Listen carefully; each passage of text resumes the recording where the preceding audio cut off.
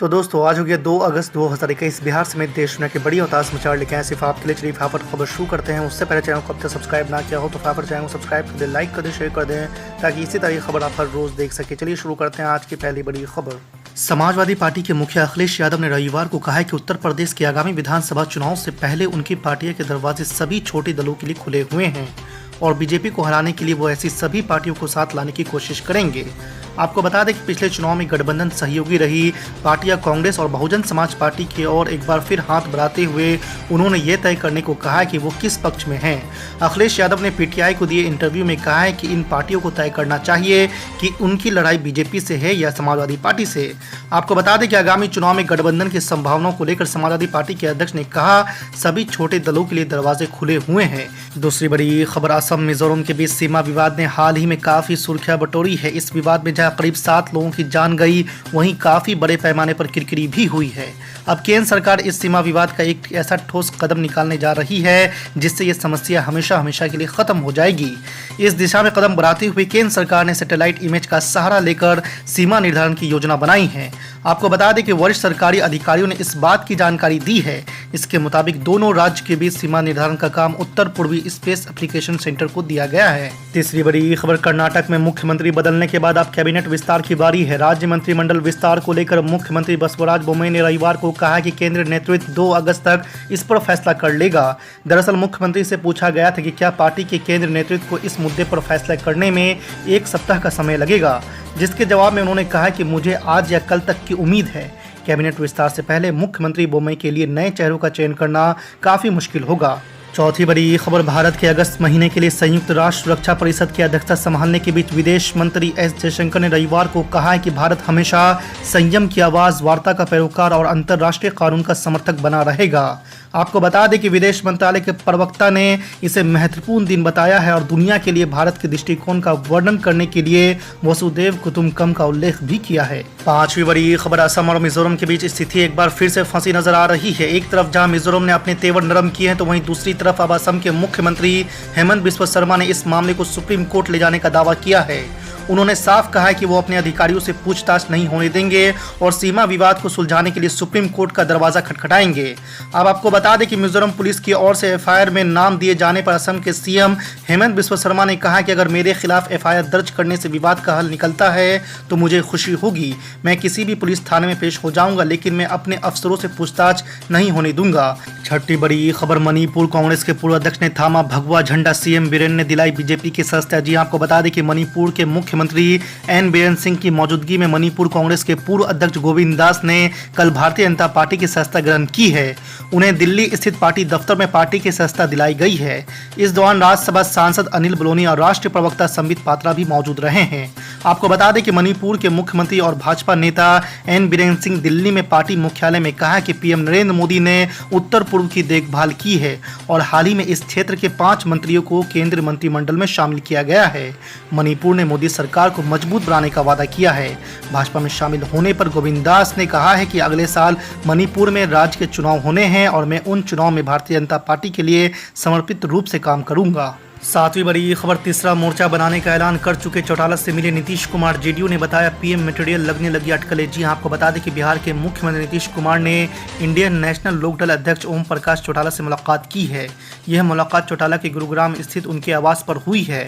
इस दौरान जेडीयू नेता केसी त्यागी भी साथ रहे। यह मुलाकात उस समय हुई जब ओम प्रकाश चौटाला तीसरे मोर्चे के गठन की पैरवी कर रहे हैं और केंद्र की सरकार को किसान विरोधी बता चुके हैं। इस बैठक के दौरान तीनों नेताओं के बीच राजनीतिक मामलों पर भी चर्चा हुई है। आपको बता दें कि ओम प्रकाश चौटाला ने पिछले सप्ताह कहा था कि आज की सबसे बड़ी आवश्यकता केंद्र की जन विरोधी और किसान विरोधी सरकार से मुक्ति पाने की है। आठवीं बड़ी खबर, असदुद्दीन ओवैसी ने 3 तलाक कानून को अवैध बताते हुए कहा है कि यह कानून असंवैधानिक है और इसे सर्वोच्च न्यायालय में चुनौती दी गई है। यह समानता के खिलाफ है और मुसलमानों को बदनाम करता है। उन्होंने सवाल किया कि क्या मोदी सरकार केवल मुस्लिम अधिकार दिवस मनाएगी, हिंदू, दलित और ओबीसी महिलाओं का क्या होगा। वहीं आपको बता दें कि असदुद्दीन ओवैसी ने पेगासुस विवाद को लेकर भी मोदी सरकार पर हमला बोला है। उन्होंने कहा कि सरकार पेगासुस पर संसद में चर्चा करने से क्यों डर रही है। आप क्या छिपाना चाहते हैं? हम चाहते हैं कि संसद चले, लेकिन आप ऐसा नहीं चाहते हैं। आप केवल विधेयक पारित करना चाहते हैं। क्या ये लोकतंत्र है? हमें अपने विचार रखने के लिए अवसर नहीं दिया जा रहा है। आज भारत में सबसे ज्यादा अगर इलिटरेट है फीमेल्स में तो मुस्लिम महिला हैं, उसके लिए मोदी सरकार ने क्या किया। सबसे ज़्यादा अगर ड्रॉप आउट होता है तो मुसलमानों का और उसमें मुस्लिम महिलाओं का। तो क्या आपने ये कानून बनाकर एक धोखा दिया है, ये कानून अनकॉन्स्टिट्यूशनल है, इसीलिए सुप्रीम कोर्ट में इसको चैलेंज कर दिया गया है।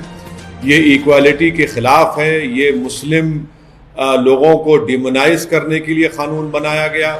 और हम मोदी सरकार से पूछना चाहते हैं कि सिर्फ मुस्लिम वुमेन डे मनाएंगे, दूसरे कम्युनिटी का नहीं मनाएंगे। आप ये कहना चाह रहे हैं कि हमारी हिंदू बहनें, हमारी दलित बहनें, हमारी ओबीसी बहनें, सबका एम्पावरमेंट हो चुका है।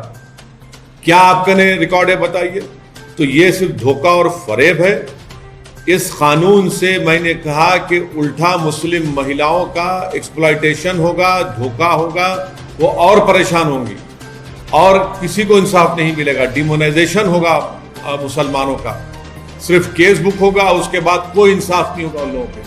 तो ये हमेशा इनकी आदत रही है धोखा देने की, फरेब देने की, और ग्राउंड पर इसका कोई, ना तो मुस्लिम महिलाओं ने, मुसलमानों ने इसको एक्सेप्ट किया है, बल्कि इसको रिजेक्ट किया है। तो ये इसकी हकीकत है। और एजुकेशन के मामले में मुख्तार अब्बास नकवी हो या मोदी सरकार हो, आप डिमांड ड्रिवन स्कॉलरशिप क्यों नहीं करते माइनॉरिटीज की? क्या ड्रॉप आउट रेट नहीं है? क्या कुंडू कमेटी की रिपोर्ट नहीं है? क्या एनएसएसओ का डेटा नहीं है? क्या 2011 का सेंसस नहीं है? सिर्फ धोखा और फरेब और ऑप्टिक्स के लिए किया जाता है सब चीजें। ये मुख्तार अब्बास नकवी ने ये कहा है कि लोग इसको सपोर्ट कर रहे हैं और कुछ क्रिमिनल एक्टिविटीज जो कौन सपोर्ट कर रहे हैं? इस कानून के खिलाफ करोड़ों मुस्लिम महिलाओं ने अपने हाथ से साइन करके भारत के प्रधानमंत्री को कहा कि हम इस तरह के कानून को रिजेक्ट करते हैं।